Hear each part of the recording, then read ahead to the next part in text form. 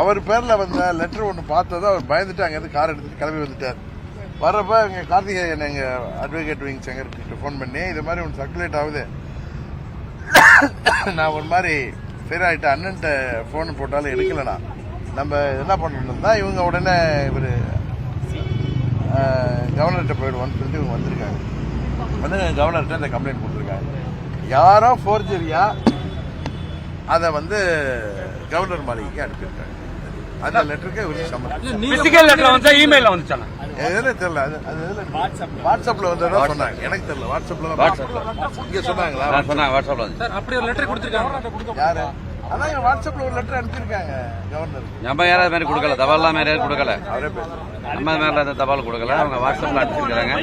அந்த வாட்ஸ்அப் நம்பரே அவங்க லெட்டர் இல்ல யாருமே தொடர்பு இல்ல இல்ல இல்ல இல்ல பேசல. நீங்க எத்தனை நாள் எங்க இருந்தீங்க சார்? பாண்டிச்சேரியில இருந்தேன். அம்மா மக்கள் Munnetra Kazhagam support to AIDMK. Yes, support to AIDMK, not DVK. Support to AIDMK and the line. Phone பண்ணி கூட நீங்க எடுக்கலன்னு சொல்லி அதான் போன் மை போன் இஸ் தலைவர் ஃபோன் பண்ணி எடுக்கலங்கிறது ரொம்ப ஆச்சரியமா இருக்கு. அதான் நான் போன் அப்ப எங்க கையில இல்ல, நான் டிராவல்ல வந்தேன். பார்த்தது கார்ல ஏறி வந்துட்டாருங்க. அவ்வளவுதான். நீங்க எதன் அடிப்படையில தாவேகா வந்து குதிரை பேரம் நடத்தியது? சப்போர்ட் அந்த லெட்டர் தாவேக்காவுக்காக தானே வந்து கவர்னருக்கு அனுப்பியிருக்காங்க. போர்ஜரி இவர் பேர்ல வந்திருக்கு, அதை கவர்னர் நான் கண்டுபிடிக்கிறேன்னு சொல்லியிருக்கேன். கவர்னர் என்ன சொல்லிருக்காங்க சார்? நீங்க கேட்டு பேசுங்க. அதான் அதை படிச்சு பார்த்தாரு, இவர்கிட்ட கேட்டாரு. அது மாதிரி லெட்டர் வாங்கிட்டாங்க.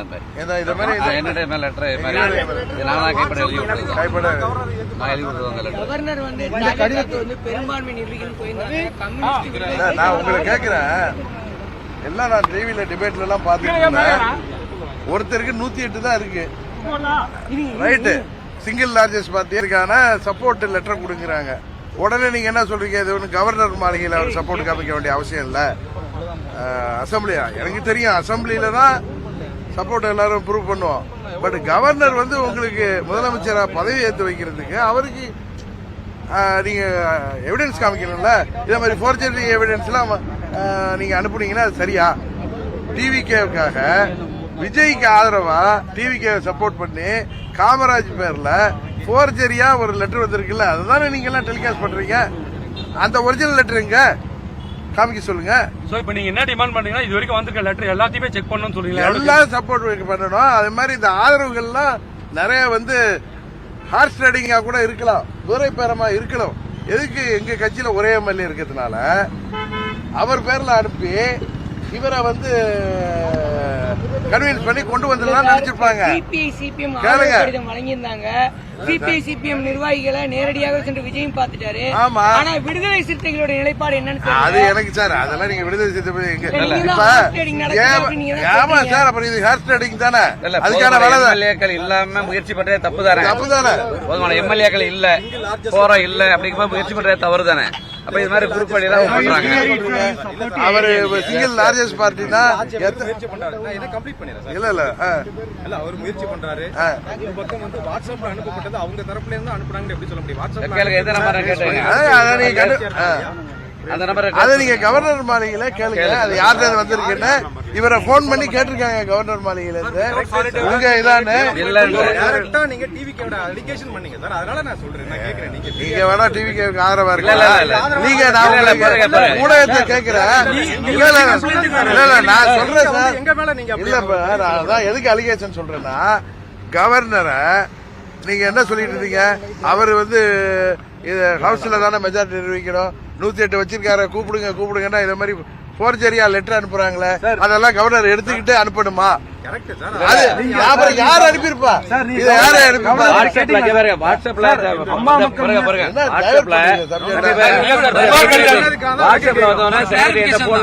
கேட்டாங்க. நான் இல்ல, நான் நேரா வந்துடுறேன்னு சொல்லிட்டு நேரா அட்வொகேட்ட போய் கன்சல்ட் பண்ணிட்டு நேரா அவங்க தபால். சார் இப்ப புகார் எதுவும் கொடுத்துறீங்களா? போலீஸ்ல போய் புகார் கொடுக்க போறோம். இவர் பேர்ல நீங்க அலிகேஷன் சொல்றீங்க இல்லங்க, இவர் பேர்ல யாரோ வாட்ஸ்அப் அனுப்பியிருக்காங்க. இவர் சொல்றாரு அது டிவிக்கே தான். எப்படி வேற யாரும் ராமசாமி அனுப்பியிருக்க முடியும்? இல்ல தூய சக்தி வேற எதுவும் அனுப்பியிருக்குமா? இல்ல சார் வாட்ஸ்அப்ல ஏற்பட்டபடியே அப்புறம் நீங்க அப்படிதானே கேக்குறீங்க எத்தனை எம்எல்ஏ கவர்னர் அதான் கவர்னர் அவங்களுக்கு கவர்னர் ஆபீஸ்ல இருந்து போன் பண்ணியே கேட்டிருக்காங்க. கவர்னர் இதை கன்ஃபார்ம் பண்ணாங்க சார். எது பேரை பயன்படுத்தி ஆமா லோகோ யூஸ் பண்ணி இந்த லெட்டர் ஒரே விஷயம் அவர் என்ன சொன்னாங்கன்னா எனக்கு ஃபோன் பண்ணாங்க வழக்கறி அண்ணன் கையெழுத்து கொடுத்தேன் இது மாதிரி வாட்ஸ்அப்ல ஒரு லெட்டர் போனதா சொல்றாங்க என்ன பண்ணலாம் அப்படின்னாங்க. ஏன்னா வாட்ஸ்அப் லெட்டர் நமக்கு என்னன்னு தெரியாம அப்படின்னோன்னா அப்புறம் சொன்னாங்க இது மாதிரி வாட்ஸ்அப் லெட்டர் ஒன்று அனுப்பிச்சதா சொல்லி கவர்னர் மாலியில எனக்கு ஃபோன் பண்ணி ஒரிஜினலான்னு கேட்டாங்க அப்படின்னா நீங்க எதுவும் ஒரிஜினல் கேள்வி அப்படி ஒன்று நான் கையெழுத்து கூட ஒரிஜினலே கொடுக்கலையே அப்படின்னாரு. அப்புறம் எப்படின்னா இது மாதிரி வாட்ஸ்அப்ல அனுப்பிச்சதா சொல்றாங்கன்னாரு. அப்புறம் அதுக்குள்ள எல்லாரும் என்னை பத்தி இதாக சொன்ன அண்ணன் சொன்னாரு நம்ம டிஸ்கஸ் பண்ணி எடுத்துருவாங்க என்னன்னு பார்த்தா அண்ணன் சொன்னாரு அண்ணன் லெட்டர் மட்டும் தான் நான் கையெழுத்து போட்டு கொடுத்தேன் இன்னொரு லெட்டர் எனக்கு என்னன்னு தெரியலன்ட்டாரு. உண்மையா தான் உங்களுக்கு கால் பண்ணி வெரிஃபை பண்ணிருக்காங்க. ஆமா சரி நம்ம லீகலா என்ன இருக்கும் போய் சொல்லிட்டு வந்தோம். கவர்னர் மாதிரி கேட்டாங்க. நீங்க சொல்றது என்னன்னா அது டிவிக்காக நான் உங்களை கேட்கிறேன். அதே உங்களை நான் ஒரு பாமரனா கேட்கிறேன் யார் அனுப்பியிருப்பாங்கன்னு நீங்க கண்டுபிடிச்சு சொல்லுங்க. அப்படின்னா இது என்ன இத்தனை உங்களுக்கு 108 இல்ல.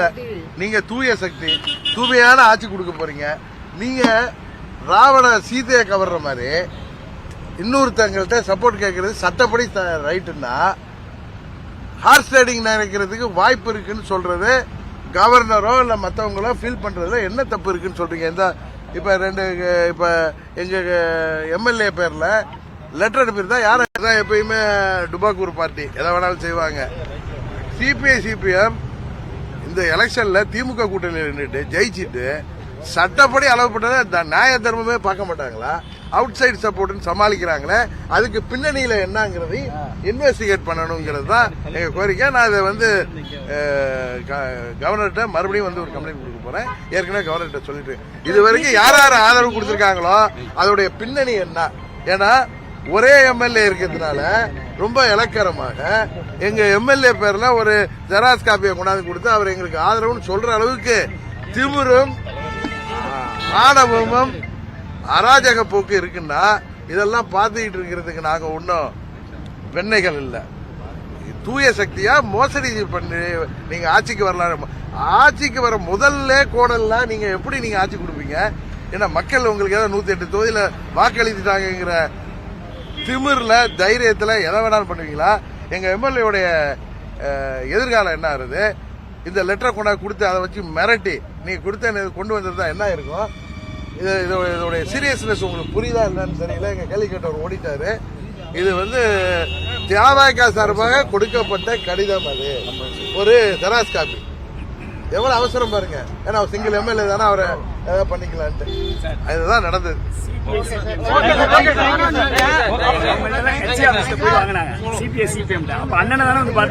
என்னகிட்ட வாங்கிருந்தாங்கன்னா நீங்க சொல்லலாம்.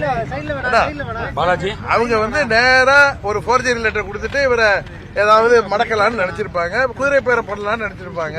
எங்க எம்எல்ஏ தப்பிச்சு பதறி வந்துட்டாரு. அவர் பேர்ல ஒரு கடிதம் போயிருக்கின்றது. அதுதான் சொல்றேன். சார் இப்ப நீங்க கொடுத்த லெட்டர்ல இபிஎஸ் அவர்கள் முதலமைச்சரா ஏத்துக்கணுங்கிற சார் லெட்டர் கொடுத்தோம் நீங்க அதை டைவர்ட் பண்றீங்க. நான் இவர் ஊருக்கு போறேன்னாரு மன்னார்குடிக்கு. எனக்கு இன்னைக்கு விஜய் ஆட்சி அமைக்க முடியாது, அதனால திமுக ஆட்சி அமைக்க போற போதில்ல. நம்ம இபிஎஸ் அவர் என்கிட்ட கேட்கல. நான் நம்ம எம்எல்ஏ ஒரு லெட்டர் வாங்கி வைப்போம், நாளைக்கு தேவை என்ன கொடுக்கலான்னு சொல்லி இவர்கிட்ட பேசி அங்க பாண்டிச்சேரியில் இவர் ஊருக்கு கிளம்பினவரை என்னுடைய செக்ரட்டரி அனுப்பி லெட்டர் வாங்கி, ஏன்னா இவருக்கு லெட்டர் அனுப்புறப்ப நானே கையெழுத்து போட்டு அனுப்பி அவர் அதில் பேர்லாம் கையெழுத்து போட்டு அனுப்புனார். இதை வாங்கிட்டு வர நேரத்தில் இது டிவியில வந்ததும் இவரை கான்டாக்ட் பண்ண இவர் பயந்து ஃபங்காகி என்ன பண்றதுன்னு தெரியாம வக்கீல்கிட்ட பேசிட்டு இவர் வந்துட்டார். இங்க வரப்பதான் சொன்னாங்க நானும் கிளம்பி திருப்பி கவர்னர்கிட்ட வரேன். இதுதான் நடந்தது. அந்த ஃபோர்ஜரி கடிதத்தை கவர்னரிடம் கொடுத்தவர்கள் யார்? அது டிவிகேக்காரங்க தான் கொடுத்ததா தான் எங்க வக்கீல் சொல்றாரு. அதை வச்சுதான் அந்த லெட்டர் வந்ததை வச்சுதான் அவங்க கவர்னர் மாளிகையிலேருந்து திரு காமராஜ் அவர்கிட்ட போன் பண்ணதும் பயந்துட்டு கிளம்பினாங்க. இதுதான் நடந்தது. இதை கண்டுபிடிக்கணும். இதே மாதிரி ஒரு கயவர்களை மோசடி சக்திகளை தமிழ்நாட்டில் ஆட்சி அமைச்சா தமிழ்நாடு என்ன ஆகுன்னு தெரியல. யாருக்கும் உயிருக்கும் பாதுகாப்பு இருக்காது. யாருடைய பேரையும் யாருடைய பேர்லையும் கையெழுத்து போட்டு லெட்டர் கொடுக்கலாம். இது ஆரம்பமாயிட்டு இந்த மோசடி ஆட்சியில மோசடி சக்தியால அதை கவர்னர் நடவடிக்கை எடுக்கணும். இப்ப கவர்னர் ரூல் இருக்கு, கவர்னர்கிட்ட கொடுத்துருக்கோம். அவர் என்னன்னு பாக்குறேன்னு இருக்காரு.